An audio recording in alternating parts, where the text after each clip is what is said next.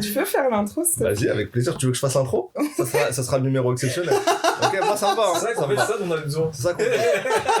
Allons-y, moi je le fais, hein, si tu veux. Vas-y, fais-le. Ok. Bonjour ou bonsoir à Non, tous. bonsoir, par contre. Bonsoir. Ok, bonsoir à tous. Bienvenue dans le Bluecast, le podcast de... Faut que tu dises ton nom là quand même. Lisa Marie, bien sûr. Ouais. Qui reçoit aujourd'hui moi-même, à savoir... Ismaël Merigati. C'est bien comme intro, non? Ouais, c'est bien. Let's go, c'est parti. Félicitations. Comment vas-tu, Ismaël? Ça va très bien. Ça me manquait de faire des intros, du coup là je suis content de l'avoir fait. Ok, super. Ouais. Ça va très bien, pas de toi. Très bien. Ah oui, pardon, attends, je suis interviewé ou je suis intervieweur? C'est dingue cette histoire. Donc, moi ça va très bien, et toi, faisons comme si on s'intéressait un peu à toi. Je vais bien, merci. Ok, super, tout ça pour ça. Nickel. Ouais. Ismaël, tu es journaliste? Oui. Dans la musique? Oui. Ça fait combien de temps que tu fais ça? Je suis journaliste dans la musique depuis 2017, et avant ça, donc on va dire que ça fait 6 ans maintenant, et avant ça, les 6 années précédentes, j'étais journaliste, mais pas dans la musique, journaliste société, internationale, un peu plus traditionnel, un peu plus classique. Donc on va dire que ça fait une grosse dizaine d'années que je suis journaliste, et la moitié ça a été dans la musique et l'autre moitié... Ok. Tu te rappelles quand tu m'as parlé de l'accroche que je pourrais faire? Alors je m'en rappelle plus. Ah, tu t'en rappelles? Pourtant c'était il y a pas si longtemps. Non, c'était vraiment il y a pas si longtemps que ça. Mais vas-y, rafraîchis-moi la mémoire. Tu faisais quoi quand t'avais 24 ans? T'étais déjà journaliste? Quand j'avais 24 ans, ouais. Enfin, c'est une bonne question que je t'ai soufflé. Ouais. Non, quand j'avais 24 ans, je sortais d'école de journaliste, donc je commençais ma carrière entre guillemets, et j'ai fait un premier choix professionnel qui a été déterminant pour la suite. En gros, quand je suis sorti d'école de journalisme en 2013, j'ai intégré France Télévisions. Par un système de concours et tout, je suis rentré à France Télévisions, à un très bon poste. J'étais reporter au sein des JT de France Télé, de France 3 et puis France 2. Donc très bon poste de départ. T'allais sur le terrain, genre? J'allais sur le terrain, je faisais vraiment, j'étais poste de rêve a priori. Ok. Sauf que j'étais donc jeune et j'avais faim de faire des choses qui m'intéressaient à fond. Et dans ce genre de grosse entreprise, quand tu démarres, c'est pas à toi qu'on confie les sujets les plus passionnants forcément. Et j'ai fait le choix de quitter cette entreprise pour laquelle beaucoup se seraient battus pour me lancer en indépendant. Vraiment me lancer dans le vide. Littéralement, je me rappelle de cette sensation de vide. Ouais, dis-moi. Mais du coup, t'es resté combien de temps avant de partir? J'ai dû rester en moins d'1 an. Ah ouais, ok. Vraiment, les premiers contrats, voilà, j'ai dû faire quelques mois. Et j'étais tellement...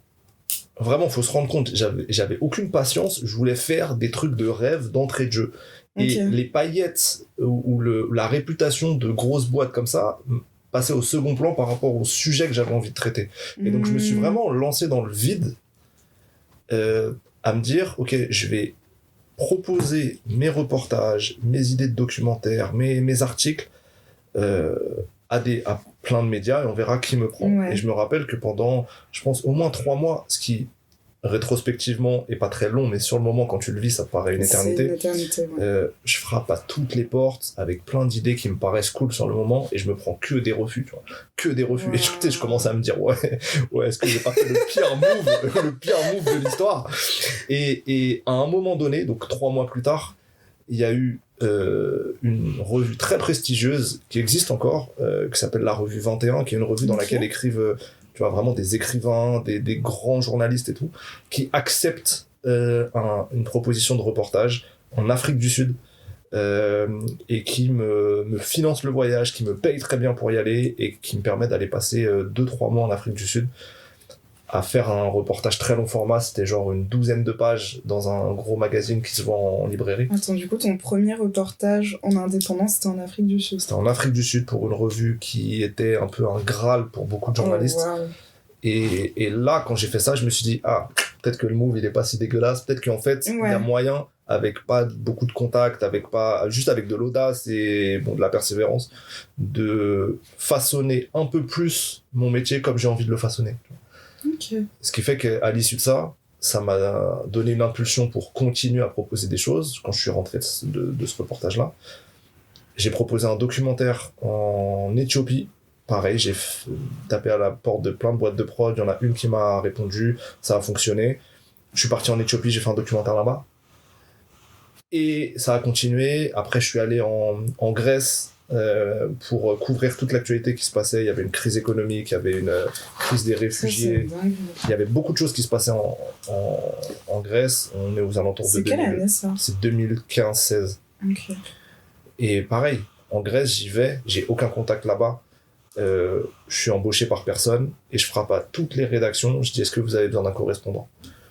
Ils me disent tous qu'ils m'ont pas attendu et qu'ils sont déjà des correspondants sur place, sauf un journal, Le Parisien, qui en gros avec quelqu'un avec qui il avait commencé à travailler, mais ils n'étaient pas méga satisfaits non plus. Ils m'ont dit, propose-nous des choses et on verra si on te garde ou pas.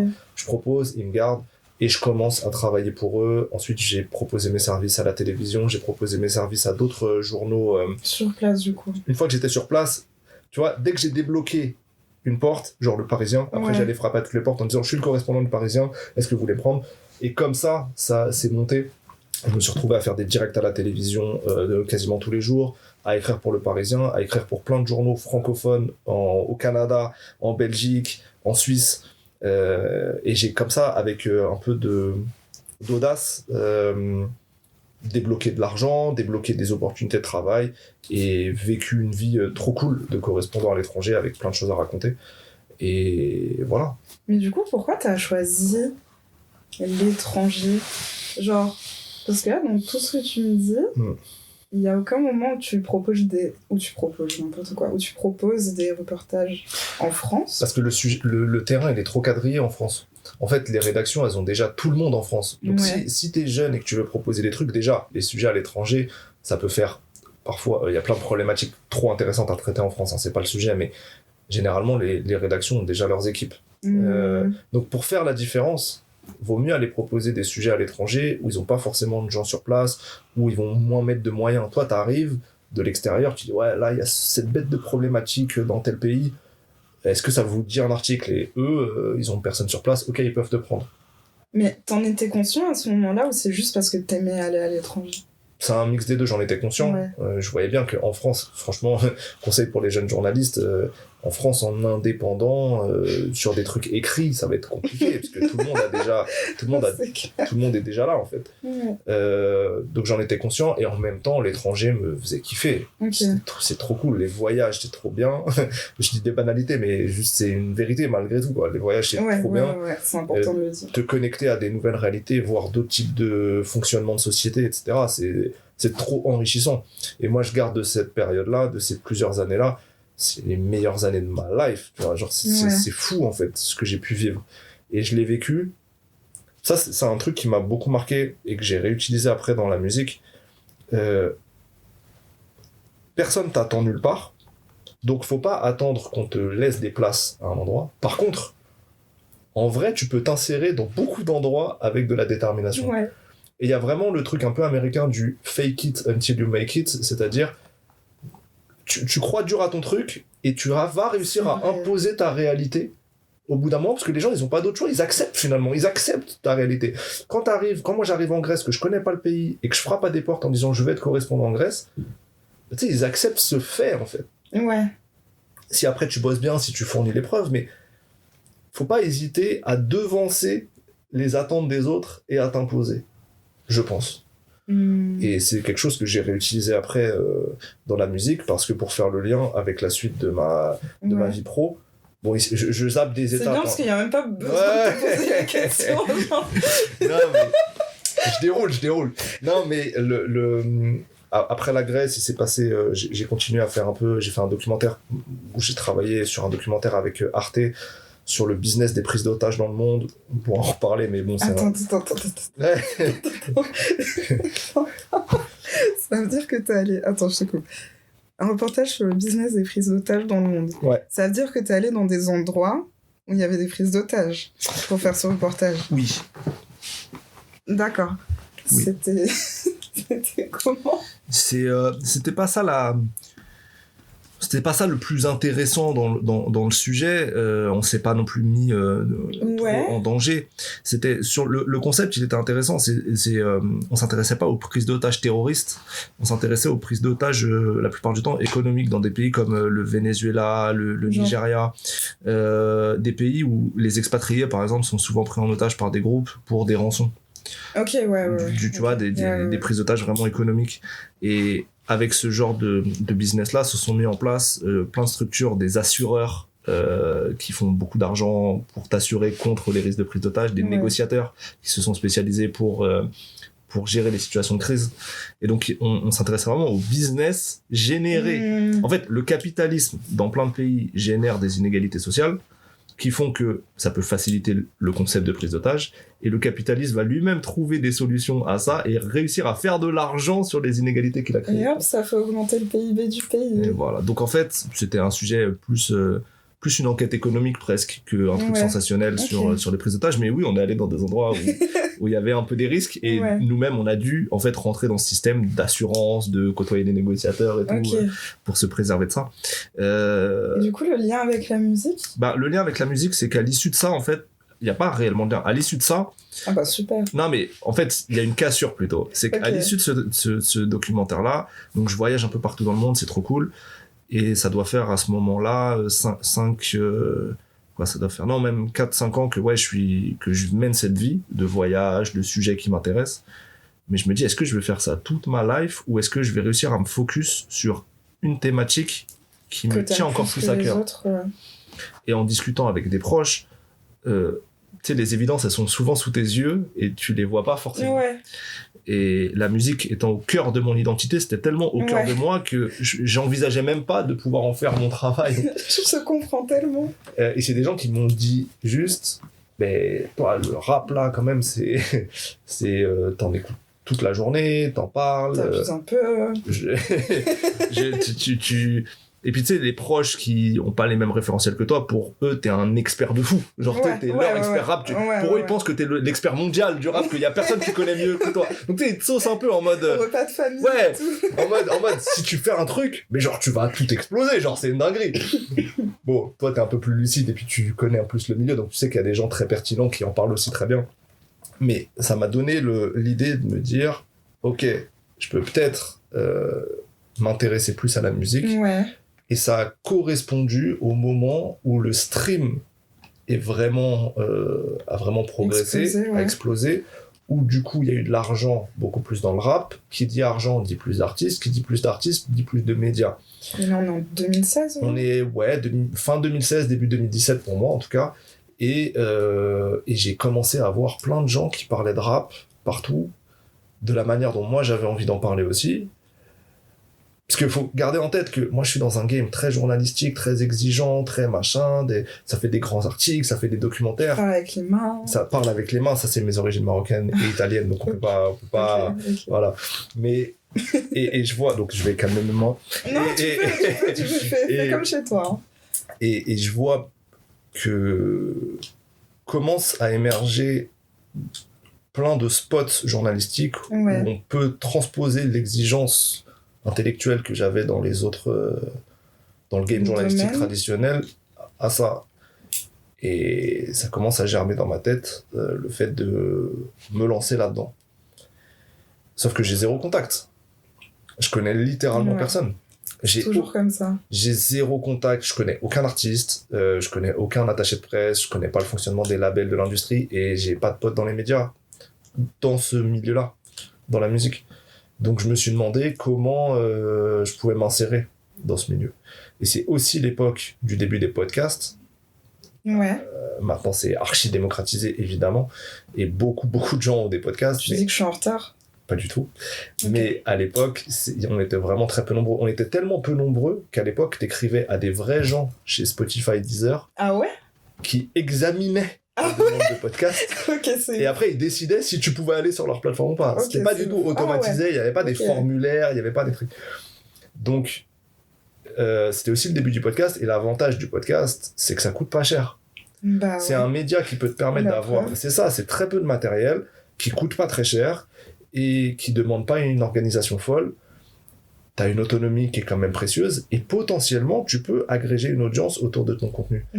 Maintenant, comme tout, c'est devenu de plus en plus compliqué, comme pour YouTube, comme pour Twitch, parce qu'il y a beaucoup de monde. Mais imagine, en 2017, on n'était vraiment pas nombreux. Donc, j'ai senti l'opportunité de montrer ce que je pouvais faire à moindre coût. Sans avoir forcément besoin de contacts. Et en me faisant surtout des contacts. Je me suis dit, si je me lance là-dedans, je vais forcément connaître des attachés de presse, connaître des artistes, et je vais créer mon réseau. Et je me suis fixé une règle très précise au départ. Je me suis dit, je me laisse 3 ans. C'est long. Pourquoi 3 ans ? Parce que pour moi, en 3 ans, si tu charbonnes non-stop dans un milieu, que t'arrêtes pas, peu importe le milieu, je pense qu'en 3 ans, t'as croisé suffisamment de personnes, montré suffisamment ton travail pour débloquer des opportunités. Je pense que avant, ça relève du hasard. 1 an et demi, 1 an, peut-être que tu auras de la chance, tu vas être repéré par un tel et que ça va monter, mais c'est pas sûr. Au bout de 3 ans, tu as suffisamment ratissé ton terrain pour que si tu fais suffisamment bien les choses, ça marche pour toi. Ça fait du sens. Pour moi, et je pense qu'on peut appliquer cette règle à quasiment tous les milieux, sauf, tu sais, des milieux où il y a une loterie un peu plus importante, du type, peut-être le cinéma, par exemple, tu vois, où tu peux être un acteur génial, mais pour X ou Y raison, ça va prendre un peu plus de temps. Mais pour nos types de milieux, et même je sais pas, tu montres une entreprise de menuiserie, j'en sais rien, peu importe, je pense que 3 ans à charbonner non-stop sans t'arrêter, avec la même constance et avec du talent, si t'es bon, je pense que tu vas te faire voir et ça va débloquer des choses. Est-ce que tu t'étais dit pareil quand t'as commencé le journalisme ? Quand j'ai commencé le journalisme, j'avais une fougue de la jeunesse qui fait que moi, je voulais tout tuer en 2 mois. En fait, à l'époque, j'ai fait une école qui est prestigieuse à Paris. C'est le centre de formation des journalistes, qui est toujours classé numéro 1 ou numéro 2 national.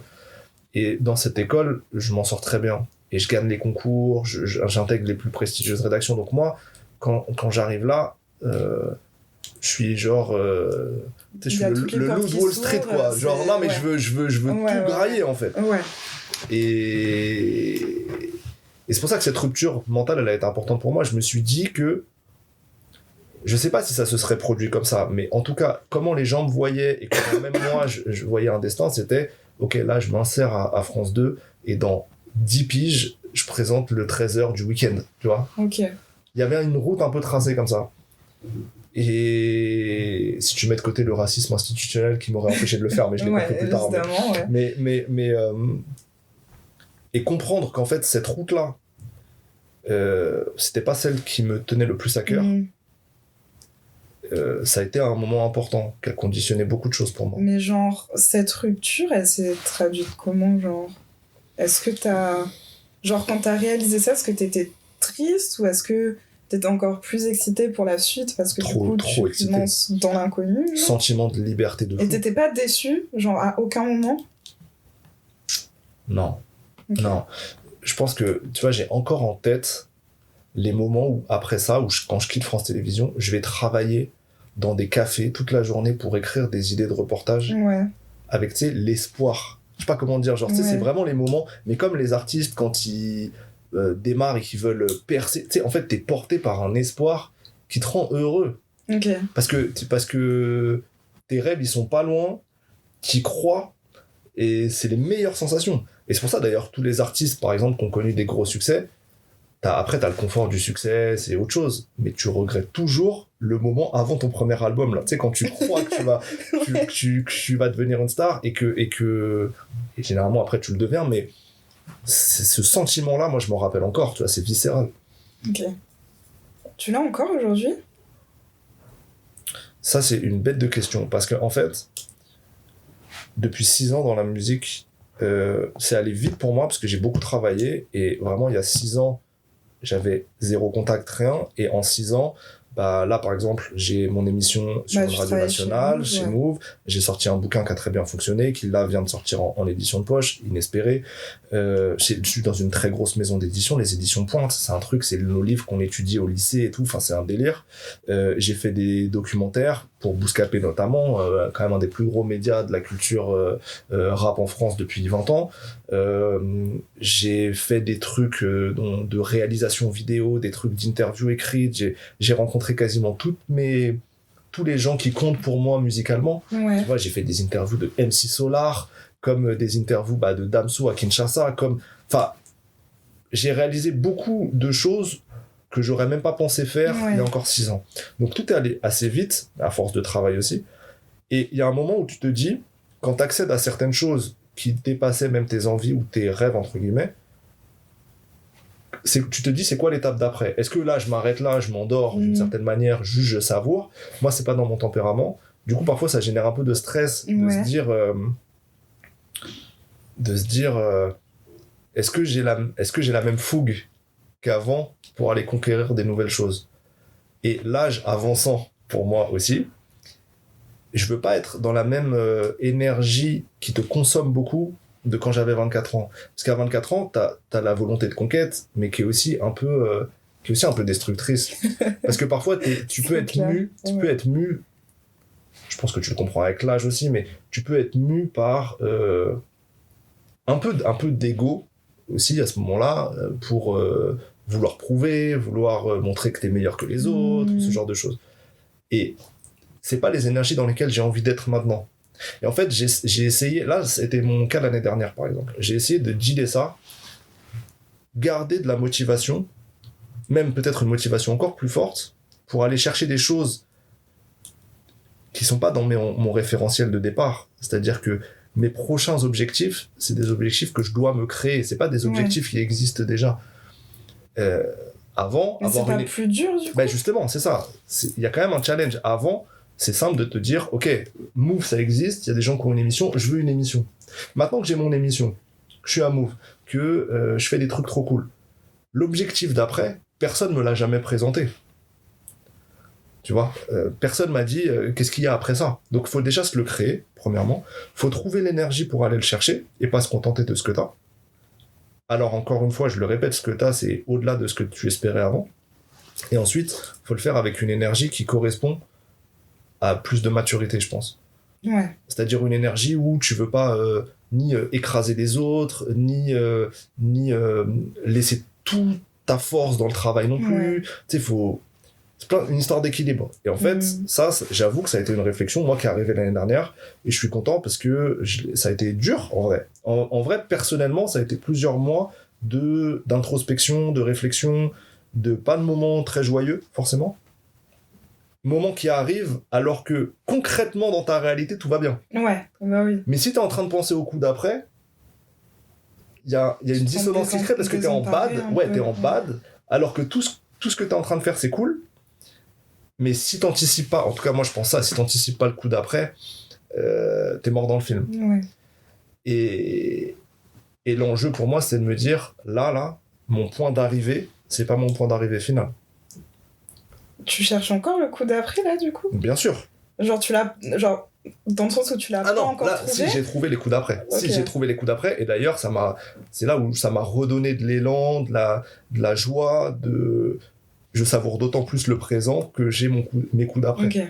Ça se trouve, et d'ailleurs, mes coups d'après, c'est pas non plus une vraie partie d'échec. C'est-à-dire que j'ai mes coups d'après, ça se trouve, ça sera d'autres qui vont se produire. Ça se trouve, ce que j'ai en tête là ne marchera pas, et ça va m'amener à d'autres choses. Ouais. Mais peu importe, j'ai des nouveaux objectifs. Qui se réalisent ou pas, ça veut dire que j'ai quand même un nouveau moteur. Et c'est ça le plus important. Ouais. Mais je pense que c'est des histoires de paliers. Quand tu arrives à un palier, c'est normal que tu te questionnes sur est-ce que je reste là, est-ce que je me crée un palier supplémentaire, comment je fais. Et je suis content d'avoir un peu transcendé ces remises en question de l'année dernière. Ok. Par rapport à tout ça et à ces paliers, qu'est-ce que ça t'a fait quand t'as franchi le palier du livre ? Ok. Le palier du livre, c'est simple. Moi, en fait, à la fois, j'avais jamais pensé écrire un livre. C'était pas particulièrement un objectif. Et à la fois, j'ai fait des études littéraires et souvent, à l'école, les profs, tu vois, au lycée ou même après en études universitaires, souvent, sous forme soit de blagues, soit de petits teasing qu'on fait comme ça aux élèves. Ils m'ont souvent dit, un jour, vous écrirez un livre. En mode, non, mais tu sais, quand t'écris bien, quand machin, tu sais, c'est facile, un prof, il dit, un jour, vous écrirez un livre et tout. Donc, j'ai entendu plusieurs fois ça dans ma vie, sans pour autant, honnêtement, le prendre vraiment au sérieux. Et ce qui est bien avec le livre, c'est quand on m'a fait la proposition, j'ai beaucoup aimé cet objectif-là parce qu'il me paraissait pas inaccessible, pas très dur à réaliser. Il y avait un challenge, mais c'était pas, ça me paraissait pas insurmontable. Ah ouais. Et j'explique pourquoi. Le moment où ça arrive, c'est début 2021 qu'on me propose. Et donc, je sais pas si vous vous rappelez, mais c'était encore un peu des phases de confinement bizarre. Les activités étaient un peu, par moment, ralenties et tout. C'était vraiment on and off. C'est ça, on and off. Et donc, j'ai su à ce moment-là que j'avais une fenêtre de 2-3 mois où j'allais pas avoir grand-chose à foutre, où je pourrais me consacrer un peu sur ça. Donc déjà, ça m'a rassuré.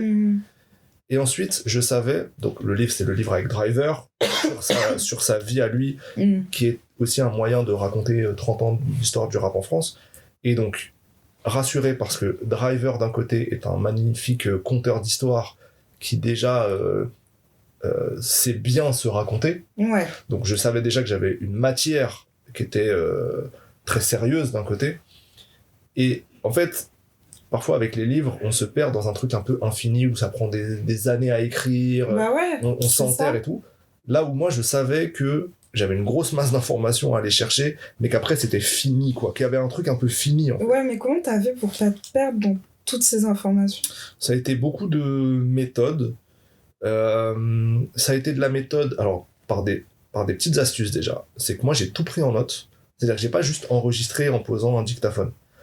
Dès que Driver on faisait des entretiens, je prenais en note. Ce qui fait que ça a ralenti de fait son débit à lui, parce que même si je prenais en note rapidement, mais il fallait qu'il se limite, fallait qu'il prenne un peu plus son temps dans sa manière de parler. Double avantage, on parle plus lentement, et donc il peut se remémorer plein de choses en même temps qu'il parle. Là où s'il parlait à la vitesse normale à laquelle je parle maintenant, ça serait plus compliqué. Donc déjà, j'ai eu beaucoup de prises de notes, et moi, dans la construction des interviews et des entretiens qu'on a fait, on a fait beaucoup de demi-journées, donc c'est beaucoup de matière, effectivement. Mais dès le début, j'essayais d'organiser en fonction de la structure que j'avais en tête, histoire que nos entretiens soient plus ou moins en correspondance avec la structure du livre que j'avais en tête, que j'ai pas à faire tout un puzzle, à aller chercher une info là et à reconstituer une structure.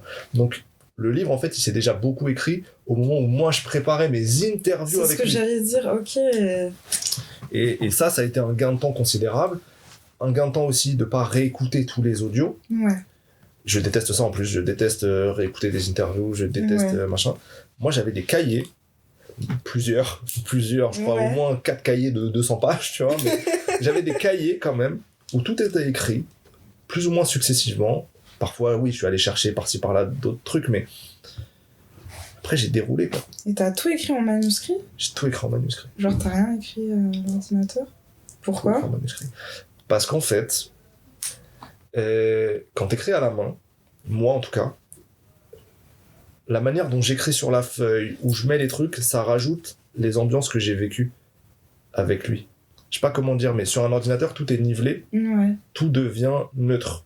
C'est sur la page, tout a la même taille, tout a la même police, machin. Là, moi, je me rappelle du moment où j'ai écrit tel mot, où j'ai écrit tel truc, et ça me rajoute, ça me replonge dans l'ambiance du moment. Et ça, c'est méga important dans l'optique de ce livre-là, de faire bien comprendre le ton de Driver, comprendre l'ambiance d'une anecdote, par exemple. Et donc, même graphiquement, à la main sur mon cahier, il y avait une transposition de l'ambiance du moment qu'on avait vécu. Pour moi, c'était une aide, en fait, précieuse. Ouais, je vois ce que tu veux dire. Même si, sur le moment, les entretiens, c'était énormément d'énergie d'être... T'imagines, moi, j'étais concentré sur ce qu'il me disait, concentré sur mes relances, et concentré sur ma prise de notes. Donc, c'était vraiment des 3-4 heures méga intenses. En vrai, c'est super intense, parce que du coup, t'as la tête partout. Ouais. Parce que tu dois écouter la personne.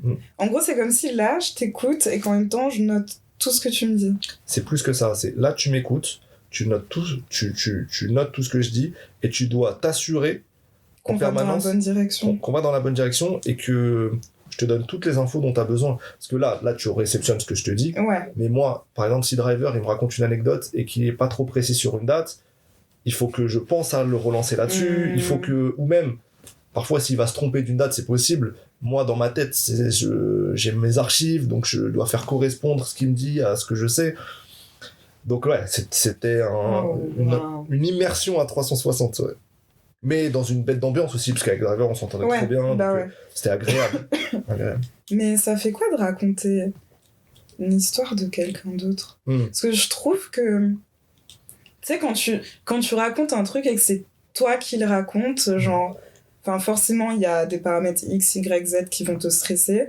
Mais à la fin de la journée, c'est ton truc, tu sais. Ouais. Mais genre là, t'as dû prendre l'histoire de quelqu'un d'autre et la raconter, ça veut dire que tu dois t'assurer que tout est fidèle à lui, que genre, tu sais, que dans tous les détails, tout soit comme si c'était lui, enfin, c'est lui qui l'a raconté, mais tu vois ce que je veux dire?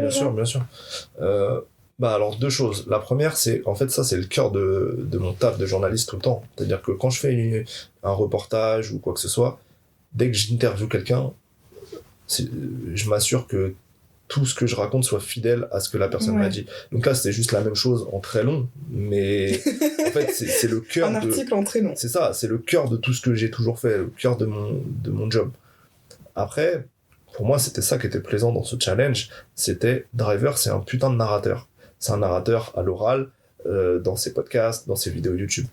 Moi, je suis un mec de l'écrit. Enfin, je suis un mec de l'écrit, entre autres. Je fais aussi radio, vidéo, mais l'écrit, c'est un de mes skills.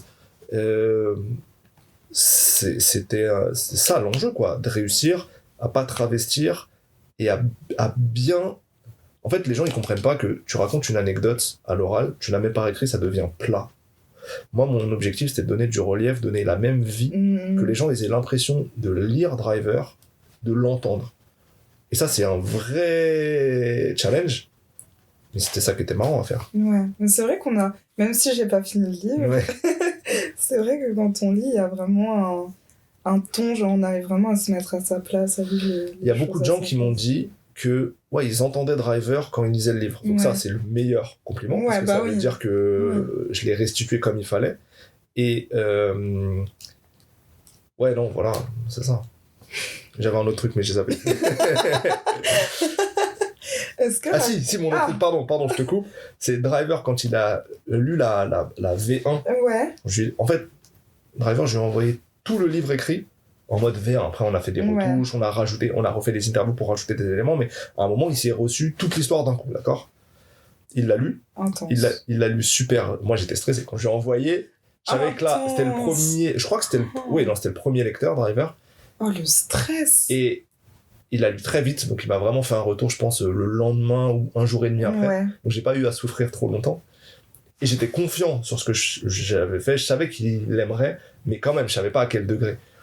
Et le premier retour qu'il me fait, je crois qu'il m'envoie des vocaux ou des messages écrits, je sais plus. Mais ça commence en me disant Ismaël, je viens de lire et tout.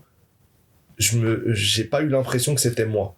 Il me dit ça, je fais merde, putain, le flop intersidéral. Et en fait, il compte, donc là, je stresse, mais de malade mental.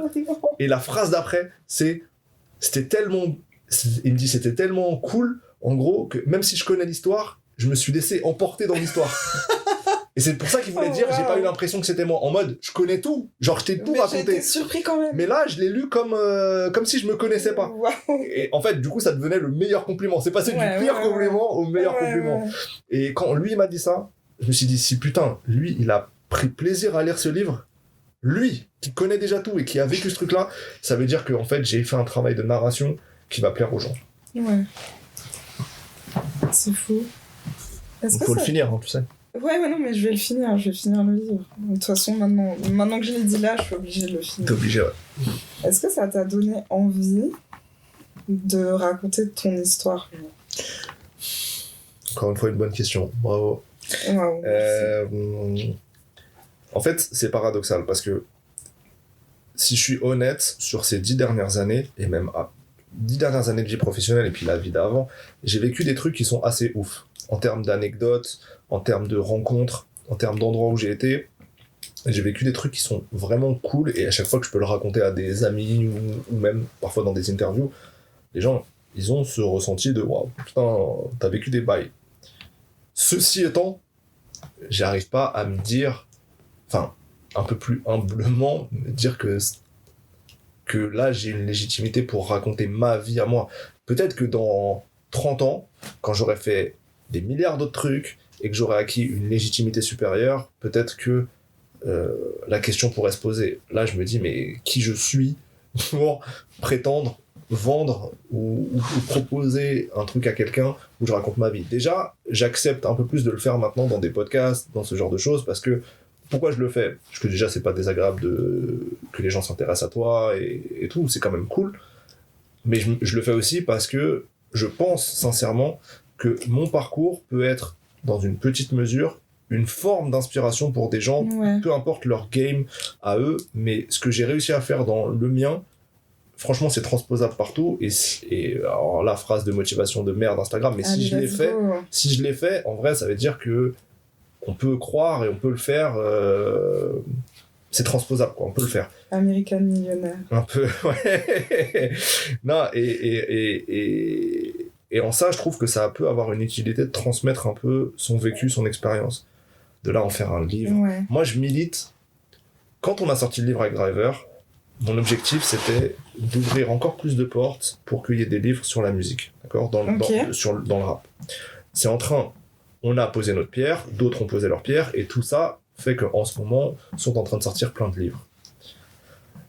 Depuis le début, je mets en alerte sur le fait que, attention, ne cramons pas nos cartouches, ne faisons pas non plus des livres sur tout et n'importe quoi tout le temps, faisons les choses bien, parce que sinon on va saouler les gens. Vous savez comment c'est les industries, dès qu'il y a un truc qui marche, tout le monde se jette. Pareil sur jusqu'à ce que ce soit usé, genre. Les documentaires sur la musique, combien de documentaires sur des artistes sont sortis et en fait c'est un peu rincé, et en fait ça a pas marqué son temps, et machin, juste parce que les boîtes de prod, les chaînes, ils voient un boulevard à un moment donné, ils le font. Moi, depuis le début, plein et beaucoup trop dont on peut oublier l'existence. Il y a eu peu, si tu prends, et on va pas citer de blague, parce que voilà, mais sur 3-4 ans là, le nombre de documentaires sur la musique qui sont sortis et le nombre qu'on a retenu, vraiment, le ratio il est pas positif. Ouais, même de grands artistes. Et même de très très grands artistes. Sur les livres, attention, c'est bien, là, je vais un peu guetter dans les Fnac et tout, où notre livre il est positionné, s'il est bien positionné, et du coup je vois qu'il y a de plus en plus de livres sur la culture rap, sur la culture hip-hop, et genre ça fait plaisir, on est entouré, c'est trop bien. Attention à l'avenir, que voilà, les maisons d'édition mettent pas des billets sur tout et n'importe quoi, et qu'on fasse des livres moyens. Qu'on dégoûte les gens. Donc, moi, je pense que y a plein de gens qui ont plein de choses méga intéressantes à raconter avant que moi, j'ai la prétention de faire un livre. Mais est-ce que tu pourrais, genre, dans 30 ans, confier ton histoire à quelqu'un de la même manière que Driver, il l'a fait avec toi? J'aimerais avoir cette capacité de délégation. C'est compliqué, je pense que c'est... Alors, je pense que... C'est super compliqué. Ce qui est sûr, c'est que je suis pas sûr d'être la bonne personne pour me raconter moi-même. Parce que on n'est jamais le meilleur... Enfin, je peux bien me raconter à l'oral. Comme ça, si je devais écrire sur moi-même, déjà, je crois que ça me saoulerait un peu. En vrai. Pourquoi ? Flemme, pour le coup. Flemme de replonger dans mon histoire, de la mettre par écrit et tout. J'aurais vraiment l'impression d'être dans un égocentrisme trop puissant. Ok. Donc je pense que je serais pas forcément la meilleure personne pour le faire. Par contre, je suis tellement exigeant dans mon travail, dans mon écriture, dans tout ça, que j'aimerais trouver quelqu'un à qui je peux faire confiance suffisamment. Et Driver l'a fait avec moi et ça me touche de fou. Quelqu'un à qui je peux faire confiance, qui me trahirait pas, justement, ou qui serait au niveau de ce que moi j'estime devoir être raconté. Donc j'espère que dans 30 ans, il y aura J'espère que dans 30 ans, je serai à une position où je peux faire un livre sur moi, que ça peut s'intéresser des gens, et qu'il y ait des gens en qui j'ai confiance pour le faire. Ok. Après 30 ans, peut-être 20 ans. Parce que 30 ans, ouais. On va pas donner mon âge. Est-ce que t'as senti... abuse pas quand même. Mais est-ce que t'as senti... Il est vieux maintenant, ça y est. Ouais, mais tu... Bref. Est-ce que t'as senti un avant et un après le livre? De quel point de vue? Du point de vue... pas du point de vue, du coup, on va dire du nombre de livres qui sont sortis et tout, mais plutôt... toi, d'un point de vue personnel, par rapport à ton quotidien, etc. Il y a eu une plus grande reconnaissance du public sur ma personne, en gros. Ça veut dire un peu plus de... Je sais pas, ça peut être un peu plus de followers, un peu plus de gens qui connaissent ton nom, ou ce genre de trucs. Donc un peu plus de notoriété. En même temps, c'est allé avec un moment où j'ai aussi eu mon émission à la radio, donc je sais pas quantifier. Je pense que les deux se sont mixés un peu. Mais très cool que ça soit arrivé un peu au même moment. Après, je sens, ce qui est trop cool, c'est que toutes les rencontres qu'on a pu faire sur le livre, à chaque fois que je rencontre des gens qui me parlent du livre, c'est beaucoup d'estime et de respect de la part des gens, parce que ça marque encore beaucoup le livre. Il y a un truc un peu sacré quand les gens ils sont dans ta bibliothèque, ou pour eux c'est quand même il y a pas, tu vois, on disait les médias, les gens ont beaucoup de respect quand tu fais une émission radio, mais je sais pas, comme si le livre, il y avait encore moins de gens qui font des livres et que c'était encore plus inaccessible. Donc quand t'as fait un livre, genre t'es un peu t'as fait un livre, quoi. Ça reste genre ça reste plus. Donc je vois ça un peu chez des gens, parfois de l'estime comme ça, et moi ça m'a aidé sur un plan très concret aussi. C'est que on a fait donc beaucoup de rencontres dans plein de villes de France, un peu en Belgique et Suisse et tout, et donc souvent devant pas mal de gens, ouais. Et moi je suis pas toujours j'étais pas toujours à l'aise au départ pour parler en public à l'ancienne. Je suis quelqu'un de plutôt timide. Et ça m'a... Il n'y a pas que ça, il y a plein de conférences que j'ai animées et tout, mais ça a participé à me débloquer encore plus. Parce que, parenthèse, justement là-dessus, animer une conférence, c'est pas moi le sujet. Donc, j'ai pas de timidité, je suis là en mode, je présente quelque chose, je présente un thème, je présente des invités. J'étais un peu stressé de parler devant, je sais pas, à chaque fois, il y a, je sais pas, 100 personnes, quoi, mais c'est pas, la lumière, elle est pas vraiment sur toi. Là, c'est un autre truc, la lumière, elle est sur toi, les gens, ils viennent pour nous écouter, nous, Driver, moi, parler du livre, et là, tu peux pas te cacher derrière un sujet, c'est toi, t'es vraiment dans la lumière. C'est vraiment compliqué, et donc, ça génère un peu un autre stress, en fait. Et je suis content parce que toute cette séquence de promotion qui a duré vraiment plusieurs mois, ça m'a aidé à franchir des étapes d'assurance de ce point de vue-là. Donc, voilà, ça m'a apporté ça. Ok. Et ça représente quoi? Genre, toi, c'est quoi ta représentation du livre? Comment je pourrais expliquer ça? Je sais pas comment expliquer ça. Mais par exemple, moi, je rêve d'écrire un livre. Du coup, si un jour j'écris un livre, genre, bon, je pense que je vais rester humble et tout, mais je vais péter ma tête. Parce que pour moi, un livre, c'est vraiment, tu le disais tout à l'heure, c'est vraiment quelque chose de sacré. C'est quelque chose que tu mets dans une bibliothèque, c'est quelque chose genre... Quelqu'un que tu connais pas peut tomber dessus par hasard, totalement, et juste le lire. Et tu sais pas, mais si ça se trouve, ce livre va changer la vie de la personne. Genre, moi, il y a plein de livres qui ont changé ma vie. Pas le mien encore, mais ok. C'est quoi ta représentation du livre? En fait, si je suis totalement honnête, j'ai donc découvert le milieu de l'édition et à quel point il y avait beaucoup de livres qui sortaient et à quel point il y en avait beaucoup qui dépassaient pas les 1000 ventes. Genre 80%, 90%. Wow. Et c'est vraiment pas des... Quand je te dis 90%, je pense même être encore en dessous de la réalité. Ça me donne pas espoir.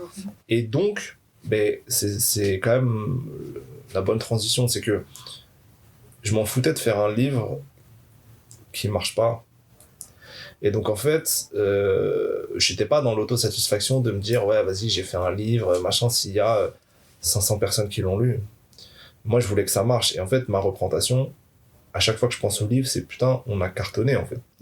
Et là je le dis, là j'enlève, parce qu'il faut savoir aussi savourer les succès quand t'as percé des plafonds comme ça. On a cartonné avec ce livre. On a fait des tels chiffres que en indépendant, qu'il y a les éditions Point, donc les éditions du Seuil, qui, genre 6 mois après la sortie du livre, ont demandé à le passer en version de poche, à racheter les droits pour en faire une réédition. Enfin, et en fait, moi, ma fierté de ce livre, c'est putain, ce livre, il a vraiment été lu. Ce livre, il a vraiment été acheté. J'ai en souvenir, dans mon téléphone, je regarde encore souvent, on a été numéro 1 des ventes plusieurs semaines d'affilée en secteur culture à la Fnac. Genre, c'est fou. devant, il y a, à la Fnac des Halles, par exemple, t'as un moment, une sorte de podium, comme ça, t'as 1, 2, 3, 4, 5. Ouais. Notre livre, avec J'étais là 30 ans au cœur du rap, mon nom était numéro 1 devant, à l'époque, un livre sur Alain Delon, devant un livre d'une influenceuse que je connais pas, devant un livre sur les meilleures recettes de flan. Enfin, en fait, on a perforé un game qui est dur à perforer. Ouais. C'est comme... Et en fait, c'est ça, d'avoir réellement posé une vraie pierre dans un milieu qui nous fermait des portes, et que ton livre, tu vois, il est en présentoir, à côté des caisses, à la Fnac de Saint-Lazare, à la Fnac de Intel, en province, machin. Là, tu fais un vrai truc sérieux. Et c'est ça ma représentation du livre. C'est que le marketing qu'on a fait autour, la qualité du livre, l'engouement qu'on a réussi à créer chez les gens, a porté ce livre dans des milieux où il n'était pas censé aller. Un livre comme ça, normalement, les gens, ils auraient dit, ouais, bah, ça va faire 800 ventes, 1000 ventes, 1300 ventes, et ça sera déjà très bien. Là, 2000 ventes, et ça sera déjà très bien. Genre. Et là, le livre de poche, j'ai posté, juste avant d'arriver, j'ai posté une story, où donc là, le livre de poche, il est sur des tables, on est entre Taylor Swift, Rihanna, et un autre truc sur le rock. Enfin... Et pourtant, il y a écrit 30 ans au cœur du rap sur notre livre. Ouais. Et en fait, moi, ça, c'est ma plus grande victoire. Moi, ça fait des années et on est passé par des milieux, par des époques dans le rap où personne nous calculait, où fallait batailler parce que t'étais perçu comme un mongol analphabète. Et là, mon livre, avec mon nom... Il est avec Taylor Swift. Et il est positionné de force dans ces endroits-là parce que ça vend. Et c'est ça ma représentation du livre. Ok. Wow. C'est une belle représentation. Ouais. Wow. Oh. En gros, c'est genre ta vision du livre, elle a changé pour toujours, là. Un peu, finalement. J'oublierais. Moi, j'ai fait des photos à côté de mon livre numéro 1, tu vois. Genre, j'ai mis une chemise même. Je suis allé en chemise à la Fnac. Je me suis pris en photo. J'ai 15 000 selfies, tu vois. Parce que en plus, on a été... Ça, quand on a été... je me rappelle très bien. Le livre est sorti. Il a été en rupture de stock. Parce que, encore une fois, les magasins, ils avaient pas commandé suffisamment de livres. Donc, ils se sont retrouvés en rupture de stock. On a réapprovisionné. On a été numéro 3 au bout de 1 mois. Numéro 2 ensuite. Numéro 1. Est-ce que tu te rends compte, c'est comme pour les albums, même si les livres ont une durée de vie un peu plus longue, quoique. T'es genre numéro 1, mais 1 mois et demi après ta sortie. C'est-à-dire, imagine la lame de fond d'achat pour monter comme ça. C'est fou. Donc, ouais, incroyable. Wow. Ça a été quoi ton plus grand challenge en tant que journaliste ? De toute ma carrière, enfin de toute ma vie pro. Je sais pas si j'ai envie de préciser musique ou si j'ai envie d'élargir. Du coup, je vais élargir parce que j'ai envie. Putain, c'est dur. Ou tu préfères que je sépare ? En mode, ton plus grand challenge quand t'étais journaliste musique, enfin, maintenant que t'es journaliste musique, et ton plus grand challenge avant que tu deviennes journaliste musique. Mais t'étais journaliste dans autre chose. Bah, tu sais quoi ?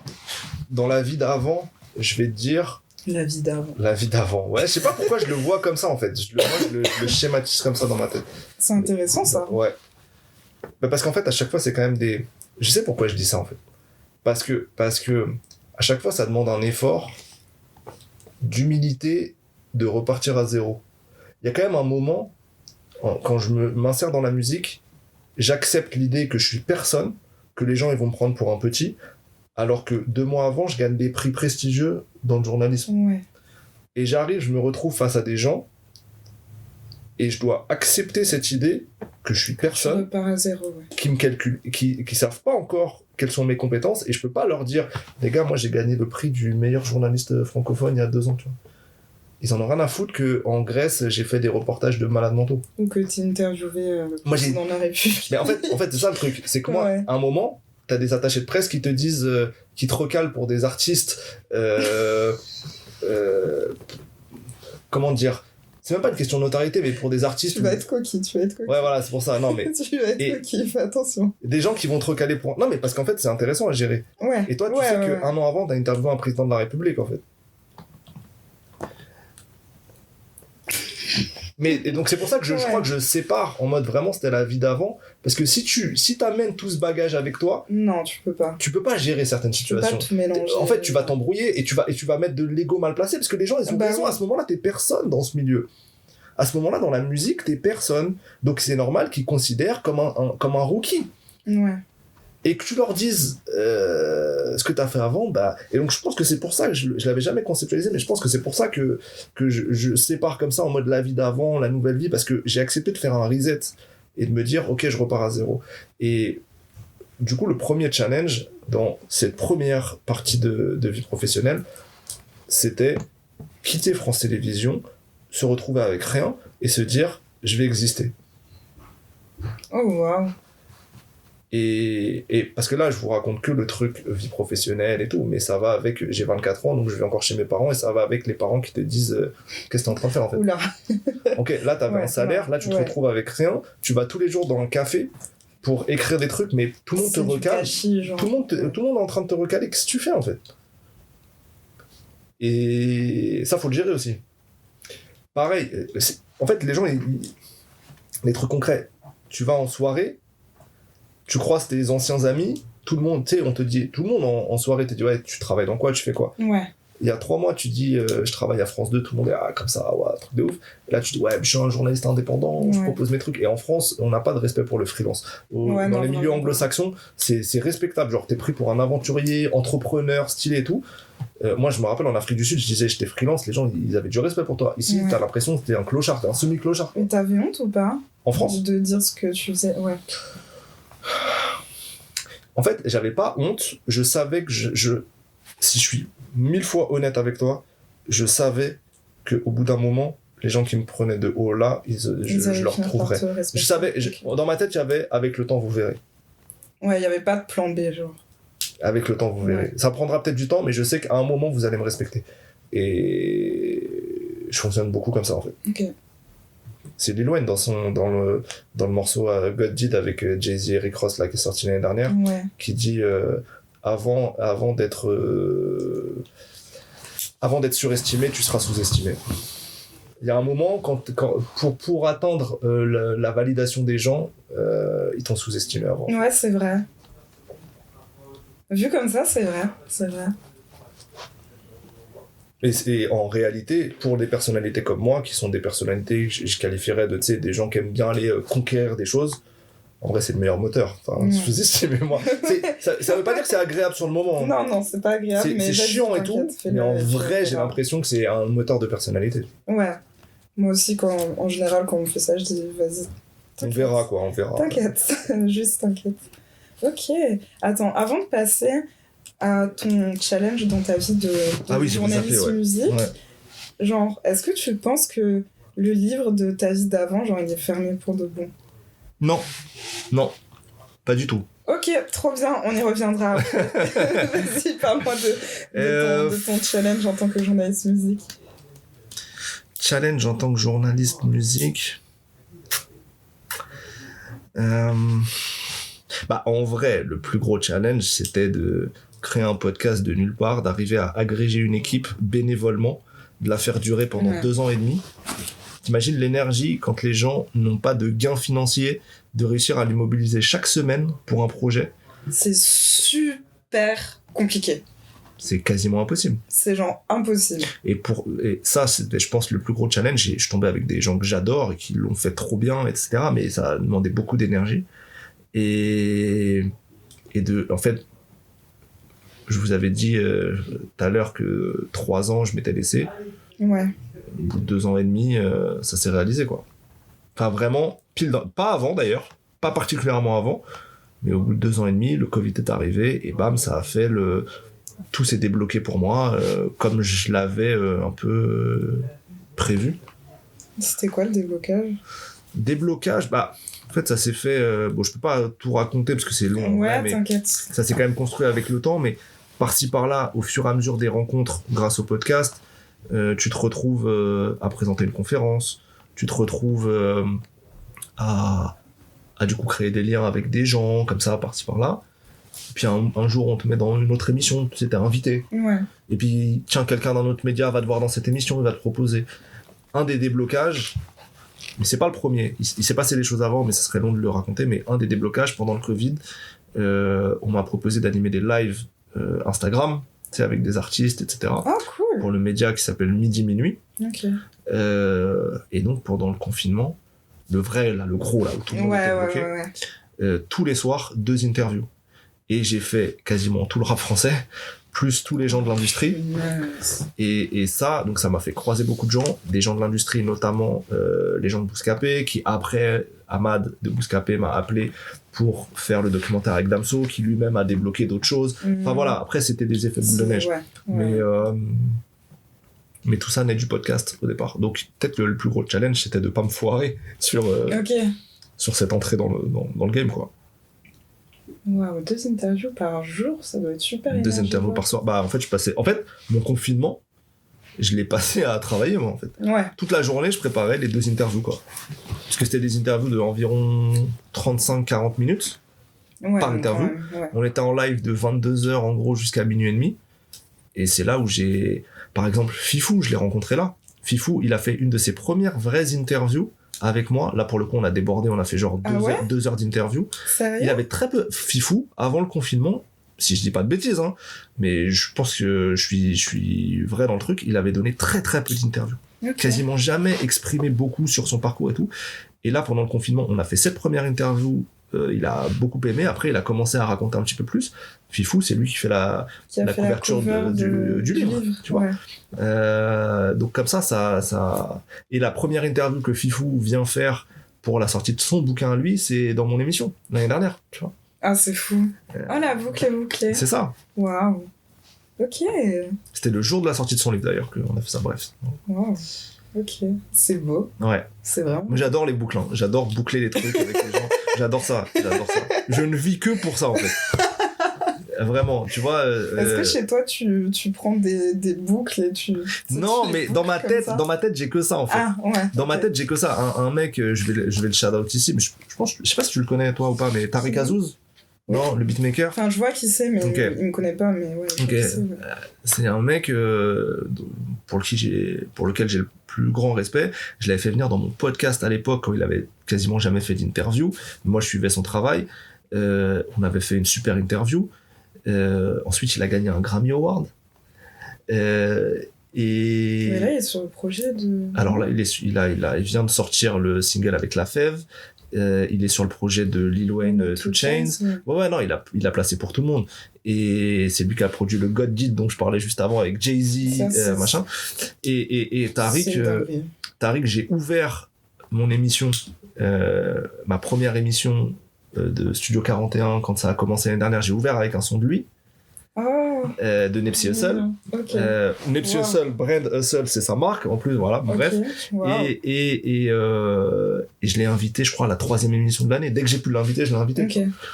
Et j'adore ce genre de truc. Et voilà. Ouais, boucler les boucles, quoi. Ouais. Et du coup, la vie d'avant, le livre de la vie d'avant, il est pas totalement fermé ? Non, parce que tant que je pourrais travailler dans le journalisme musical, je travaillerai dans le journalisme musical. Maintenant, on ne sait pas ce que deviendra le rap et ce que deviendront les médias rap, j'en sais rien, dans 15 ans. On peut pas prévoir. Ouais. Je pense pas que le rap... Je pense pas que le rap, à moyen terme, va disparaître. J'ai pas peur qu'il y ait plus de rap dans 10 ans, par exemple. Ceci étant, on ne sait pas l'économie qu'il y aura autour de ça, on ne sait pas ce que ça laissera comme place dans les médias. J'ai connu les années 2000 où il n'y avait pas beaucoup de médias. J'ai connu le début des années 2010 où il n'y avait pas beaucoup de médias. Même si pourtant le rap était là, il y avait des gens qui vendaient, pas beaucoup, mais voilà. Donc on ne sait pas l'écosystème médiatique à quoi il ressemblera. Ça d'une part. D'autre part, moi j'adore parler de plein de trucs. Donc là, je me suis focus sur le rap parce que j'ai compris à un moment donné que pour exister dans un milieu, il fallait être à 100% dans un milieu. Moi, j'aime bien être partout, mais là, j'ai compris qu'il fallait me canaliser. Maintenant, si là, demain, on me propose, pas demain, mais si dans pas longtemps, on me propose un documentaire à faire sur un tout autre sujet, je sais pas où. Loutres. Ah, peut-être pas les loutres.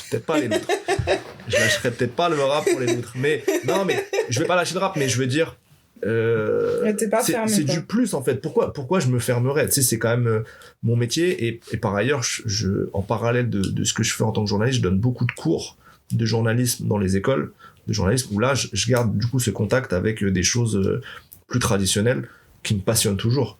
J'adore parler de géopolitique, parler d'actualité internationale, même d'actualité française, même si ça me déprime plus que ça m'enrichit. Donc bien sûr que rien n'est fermé, mais... et je me revendique pleinement journaliste, et c'est pour ça d'ailleurs que dans la musique, je fais attention à ne pas franchir certaines barrières, tu vois. Ça va vite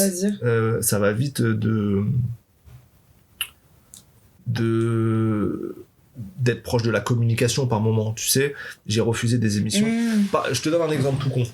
Un truc sur lequel moi je mets une ligne rouge, et où je comprends que d'autres qui n'aient pas de formation journalistique ou qui ne soient pas journalistes de profession ne mettent pas de ligne rouge. Moi, un artiste m'appelle pour faire une émission produite par lui autour de sa musique, je pense que j'y vais. Je sais que j'y vais pas.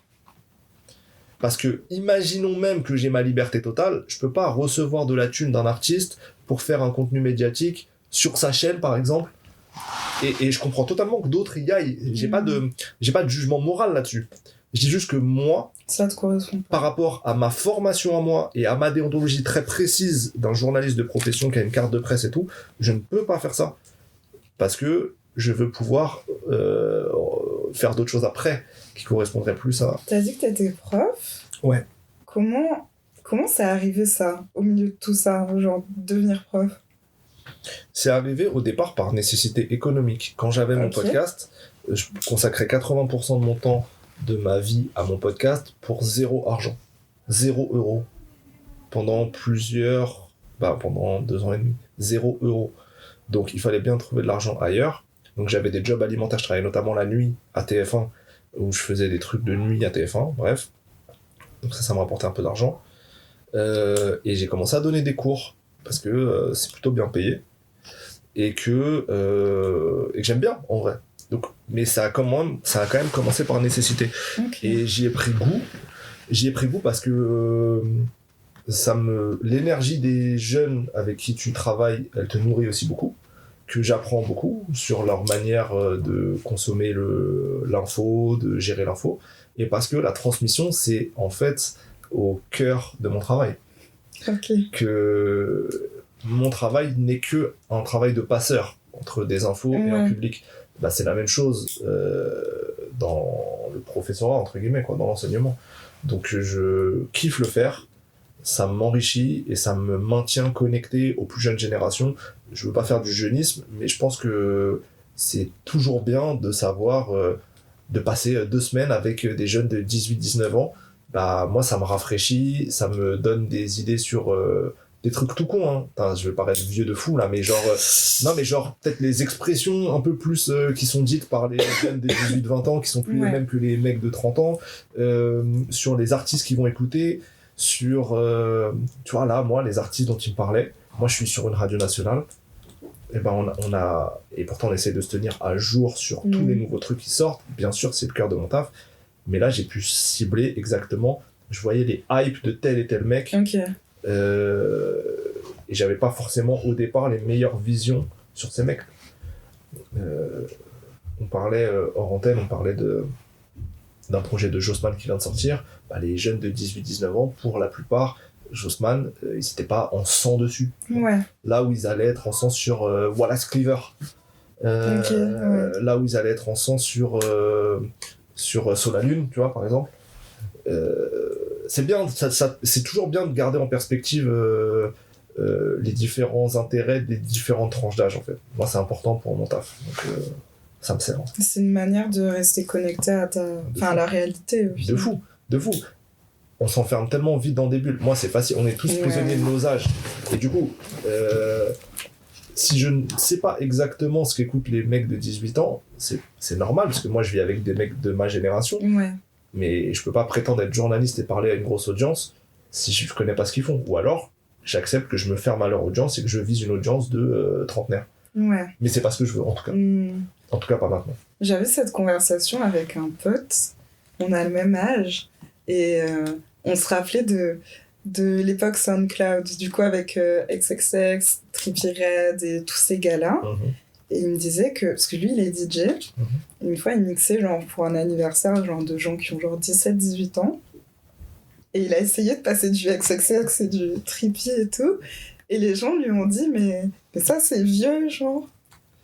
Et là, je me suis décomposée quand il m'a dit ça, et je me suis rendu compte que genre peut-être que je commençais à m'enfermer moi aussi en fait, dans mon truc. Tu vois, c'est trop important ce que tu viens de dire, parce que moi, dans mon émission, j'ai une séquence qui s'appelle la séquence classique, où je passe des classiques. Parce que je trouve que c'est important de remettre les choses à leur place. Ouais, et puis de faire ce travail de transmission. Oui, bah oui. Et en fait, de fait, moi, quand je passe des classiques, je pense tout de suite années 90, années 2000, début des années 2010.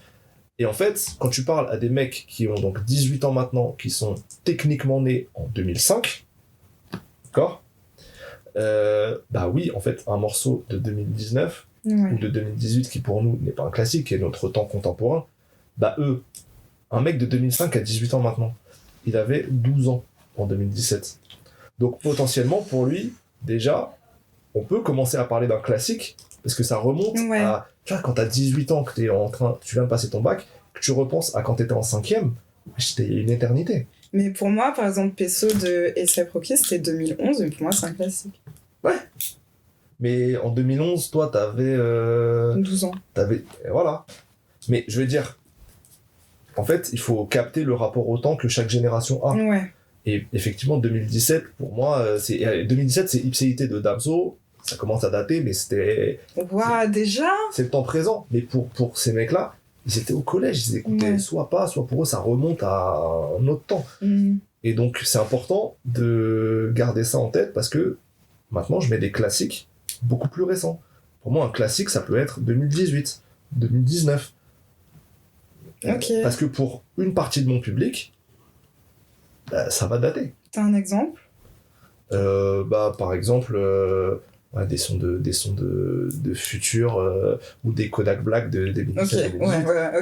Tu mets le Kodak Black, le Kodak Black, c'est avec Triple X Tentacion là, je sais plus comment il s'appelle le morceau. Attends, c'est lequel celui-ci ? J'ai plus le morceau, check. Ça, je crois que c'est du 2017. C'est un classique.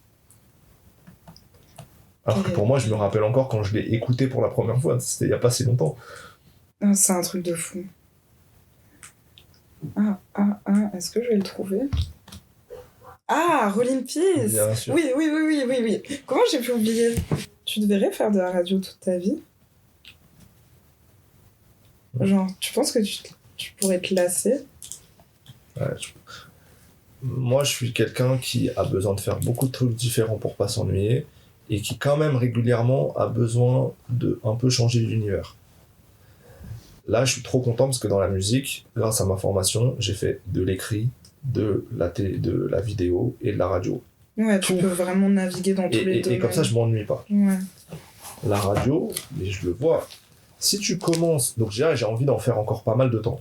Mais au bout d'un moment, quand ça fait déjà 3 fois que tu interviews les mêmes artistes, quand tu as la 3e interview du même mec en 4 ans, ouais. Donc je sais pas en fait, c'est pas des questions que je me pose, je me l'interdis pas, c'est pas un truc, je me dis pas putain j'aimerais que dans 15 ans je sois encore en train de faire de la radio, je me dis pas ça. À l'inverse, je me laisse porter, je sais pas. Ok. Je sais juste que si je faisais un seul truc à plein temps pendant longtemps, ça me saoulerait de fou. Mais si je continue à avoir une émission pendant longtemps et qu'à côté je fais un documentaire, que je fais un livre et tout, why not? Ok. En tout cas, là, je suis très content si mes patrons écoutent, je suis très content de ce que je fais. En gros, t'as vraiment ton équilibre, genre. Ouais. Et j'avoue qu'il y a un vrai kiff à la radio, on est dans des très bonnes conditions à Radio France, et t'as eu l'occasion de venir voir le studio. Ouais, c'est super si jamais les patrons écoutent. Non, mais tu vois, faut se rendre compte de la chance qu'on a. C'est incroyable. Les moyens du service public sont quand même colossaux. J'ai jamais vu un studio comme ça. Le studio est magnifique, on a des équipes techniques qui sont là, on est vraiment dans des bêtes de conditions. Ouais. Et il faut se rendre compte, tu sais, dès que t'es dans un milieu, et t'oublies après la chance que t'as avec le temps, parce que ça devient ta normalité. Et souvent, je me fais des reminders de wow, c'est quand même une folie là. Et pas oublier que je suis, même si c'est beaucoup de travail, je suis payé et je vis de ma passion. Donc, c'est une dinguerie. Incroyable. Ça fait absolument pas une bonne transition, je crois. mais c'est pas on y va sans transition, vas-y. Du coup, t'es indépendant depuis... toute ma vie. Ouais, depuis 10 ans. T'as jamais eu peur d'être indé? Enfin, tu sais, parce qu'il y a ce truc de... On n'a pas la même sécurité par rapport à quelqu'un qui a un contrat normal, etc. Il y a un truc qui m'a marqué. Quand j'ai commencé à France Télévisions, j'étais en binôme. Donc quand tu fais de la télé comme ça, c'est par binôme. T'as le caméraman qu'on appelle le journaliste reporter d'image, JRI, et t'as la personne, moi, qui rédige le sujet, qui fait la voix off, qui construit le montage et tout. T'es par binôme. T'es ce qu'on appelle le rédacteur. Et moi, le caméraman avec lequel je bossais, c'était pour le coup un ancien otage en Irak ou en Afghanistan. J'ai un trou de mémoire. Il était resté longtemps. C'était le genre il s'appelle Stéphane Taponnier. C'était un mec qu'on voyait souvent, tu sais, à la fin du 20h en mode on pense aux otages. Et tout. Il était vraiment resté longtemps. Je veux pas dire de bêtises, mais ça se compte en plusieurs mois, voire plus. Et donc on avait beaucoup discuté. C'est un monsieur d'une autre génération, je sais pas quel âge il a précisément, mais je vais dire la cinquantaine, tu vois, comme ça. Et un jour il m'a dit une phrase qui sur le moment je l'ai prise comme ça, mais en fait je crois qu'elle m'a plus matrixé que ce que je pensais. Il m'a dit, donc j'étais tout jeune et on parlait un peu de la suite pour moi, il me dit si tu cherches un CDI dans le journalisme, change de métier. Alors il avait à la fois raison et pas raison, au sens où je peux comprendre selon tes enjeux familiaux, selon ta situation économique et tout, que tu peux vouloir une sécurité de l'emploi, vouloir ça. Mais ce qu'il voulait dire, je pense, c'est que ce métier, qui est un métier de recherche de sujets, de recherche d'informations, de curiosité, peut-être que quand t'es dans un trop grand confort, tu le fais pas de la même manière. C'est sûr. Et du coup, je n'ai jamais cherché de CDI. Et j'ai l'impression, on m'a toujours dit que le journalisme était un milieu précaire. Je pense qu'il est précaire depuis la nuit des temps. Et en fait, j'ai endossé cette précarité pour en devenir maître. C'est-à-dire que j'accepte, dans mon mental, ça m'a pris un peu de temps au début, mais j'accepte de pas savoir quelle est ma source de revenus dans 3 mois. Mais ça m'oblige à toujours avoir le coup d'avance dont on parlait. La boucle est bouclée. Mais... j'ai accepté ça, c'est dans mon background, mais de la même manière que, en vrai, maintenant, t'as un CDI, tu peux te faire virer. Je veux dire, on n'est plus dans les mêmes trucs. Tu peux avoir un CDI, tu peux te retrouver sans rien, tu peux machin. Donc, tout est précaire maintenant dans notre monde capitaliste actuel et en crise. Donc, moi, au moins, je le sais. Ça m'oblige à me creuser t'es obligé de t'y confronter, en fait. Pour faire mes stratégies. Et comme ça, je vais que vers ce que j'aime. Donc, cette précarité-là, je l'ai intégrée, elle fait partie de mon mode. Je sais pas combien de temps je durerai avec elle. Peut-être qu'au bout d'un moment, j'en aurai marre. Même si, en fait, les années passant, je sécurise de plus en plus. C'est-à-dire qu'avant, je pouvais pas voir 2 mois plus loin. Et là, maintenant, j'ai toujours au moins 1 an d'avance. Ah oui, ça va quand même. Là, j'en suis à où? C'est-à-dire que là, j'ai débloqué un statut d'intermittent du spectacle grâce à la radio, parce que t'es payé sous ce format-là. Ce qui fait que là, j'ai mon contrat jusqu'à la fin de la saison. C'est toujours des contrats de saison à la radio, quand t'es à l'antenne. Ils peuvent pas te donner plus, ce qui est logique. T'as des contrats de saison, et après, quoi qu'il en soit, pendant 1 an plus tard, j'aurai des revenus d'intermittence pour sécuriser un peu. C'est pas des revenus qui te permettent d'acheter du champagne dès que tu vas au resto. mais au moins tu manges, quoi. Mais au moins t'es pas à la rue. Donc maintenant, tu vois, au fur et à mesure des années, j'ai sécurisé des choses. Mais moi, ça me stimule et on verra combien de temps ça le fait, mais ça me stimule de devoir toujours chercher mes plans. Et je pense que j'en serais pas là si j'avais eu... j'aurais fait moins de choses si j'avais eu un CDI posé. Ouais, c'est sûr. Comme moi, ça me correspondait pas. Mais pour ça, cette phrase, elle m'a matrixé et elle correspondait à ma personnalité, mais elle est fausse parce que aussi, il y a plein de gens qui fonctionnent différemment. Donc, faut pas en faire une règle, tu vois. En tout cas, pour moi, elle a marché. Ça me fait peur, l'indépendance, un peu. De toute façon, mais c'est normal, en fait. Je suis dedans. en fait, c'est logique parce que c'est normal que ça fasse peur parce que c'est le revers de la médaille du moteur. Donc, c'est parce que t'as peur de cette indépendance-là que tu vas te bouger pour faire des trucs. Et c'est comme ça que tu vas obtenir des choses. Donc, la peur, elle est légitime et elle est à la base de tout. Si t'as pas peur, limite, il manque quelque chose. Mais moi, je te dis, hein, si j'étais... non, je pense que si t'es en CDI dans une boîte, tu peux être un peu plus confiant et tout, mais franchement, aujourd'hui, les lois, elles ont quand même beaucoup défavorisé la stabilité du travail. Donc, c'est quoi ton plus grand accomplissement depuis que t'as commencé? Non.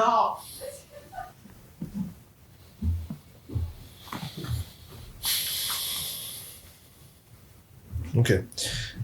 J'ai pas un truc qui ressort plus qu'un autre parce que je suis globalement fier de la même intensité de tout ce que j'ai fait. Mais attention, je vais me livrer là. Attention. Waouh. Non. Je vais vérifier si t'as dit ça dans d'autres interviews. Non. Tu peux être sûr que j'ai jamais dit. Je parlais des dissensions familiales qu'il y a pu y avoir par rapport au choix professionnel que tu fais quand t'es jeune. Ça a engendré un détournement de ce que j'ai pu faire professionnellement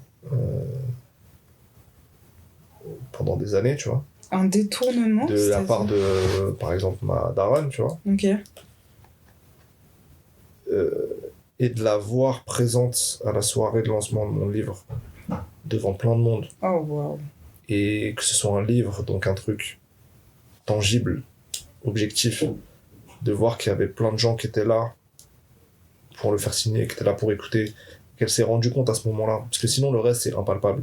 Ok, ton fils peut avoir une émission à la radio, machin, mais... je sais pas, tu vois, ma daronne, c'est une autre époque, c'est une autre sociologie, elle est pas trop dans les codes ni des médias, ni quoi que ce soit et tout. Là, il y avait un truc concret qu'elle pouvait parfaitement capter et dont elle pouvait voir l'importance. Et en fait, de voir quand même sa fierté à travers un truc de taf, même si elle connaît pas le rap, qu'elle s'intéresse pas et tout. Bah ça, je pense que c'est le plus grand accomplissement, tout en sachant que c'est justement pas celui que je cherchais.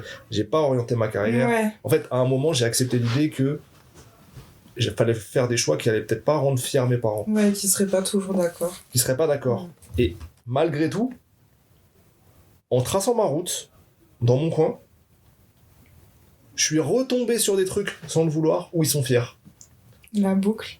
En ayant fait les choses que moi, je voulais. Ouais.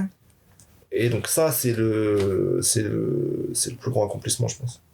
Waouh. C'est vraiment... Première et dernière fois que je parle de ma daronne. C'est vraiment un bel accomplissement. Avec le temps et tout, je comprends aussi tous ces raisonnements de l'époque, je comprends tout. Tu comprends plein de choses, mais c'est juste chacun était dans des positions qui, à un moment donné, sont pas compatibles, en fait. Ouais, c'est ça. Et je sais pas ce que c'est que d'être parent, je le suis pas. J'ai pas son parcours. Et donc je peux comprendre à un moment ses inquiétudes, ses craintes, mais moi pour avancer il fallait que je trace ma route, peu importe. Par là, ouais. Et donc de savoir qu'à un moment tout se reconnecte alors que tu l'as fait pour tes raisons à toi et que chacun est resté dans son game et qu'à un moment ça se rejoint, c'est précieux, tu vois. En vrai, ça c'est trop beau. C'est le meilleur truc qui puisse arriver, je trouve. Qu'est-ce que je peux te souhaiter pour la suite, Ismaël? C'est la dernière question. Ouais, je vais faire une réponse classique. La santé, le reste, on l'achètera? Non, alors non, j'allais pas dire ça. Mais évidemment, la santé, il faut toujours souhaiter la santé. C'est quand même avec ça qu'on peut avancer. Et ensuite, je vais dire passion et sérénité. Ce qui sont deux choses qui peuvent paraître incompatibles. Les deux en même temps? Ouais. Alors, je te le souhaite, hein. Ouais. Mais bon courage. Parce Non, pour l'instant, ça va. Pour l'instant, ça va. Ah C'est du ouais travail permanent sur soi, mais que... Waouh. garder la passion tout en étant serein, je pense que c'est l'équilibre ultime, déjà, et c'est l'équilibre qui peut te rendre vraiment heureux. Et bien doser, alors ça bouge tout le temps, hein, c'est mouvant tout ça, mais passion et sérénité, je trouve que c'est un bon combo. Waouh. C'est beau. Je vais écrire. Je vais écrire parce que c'est beau. Bah, Tu seras je te obligé le de me souhaite. citer à chaque fois que tu le mentionnes. En vrai. Ouais, bah oui. mais- Ça s'appelle les royautés, les royalties. Waouh. T'en auras pas beaucoup, hein, je suis désolée. Ne te sous-estime pas, tu sais pas où tu seras. Non. Si tu dis ça aux Oscars, tu vois. Eh bah ouais, On verra. bah ouais. On verra. On attend que de voir. Bon, bah merci en tout Merci cas. à toi, franchement c'était trop cool. Ouais, c'était trop cool. J'ai trop kiffé. Moi aussi. Donc longue vie au Bluecast. Waouh, merci. Et longue vie, on peut citer le studio où on est ou pas? Bah oui, bien Je sûr. te laisse. Donc, vie au DMT Studio, le premier studio qui a accueilli mon podcast en dehors de ma chambre, les gars. Et ça, on rigole, hein. Parce que maintenant, je viens ici comme si c'était normal et tout. C'est un truc de ouf. C'est un truc de ouf et c'est des C'est un charbonneurs truc de indépendants et pareil, les énergies d'entrepreneuriat comme ça, c'est précieux donc force. Et il fonctionne avec le cœur et avec beaucoup Tout à fait. d'amour. Et ça, c'est important de le dire. De Beaucoup ouf. d'amour, ouais. On conclut sur l'amour. On conclut sur l'amour. Je fais le C'est clap de bon. fin comme un ringard. Oh, mon Yes. Dieu. C'est la dernière fois de ta vie que tu fais ça, par Ouais. contre. Probablement.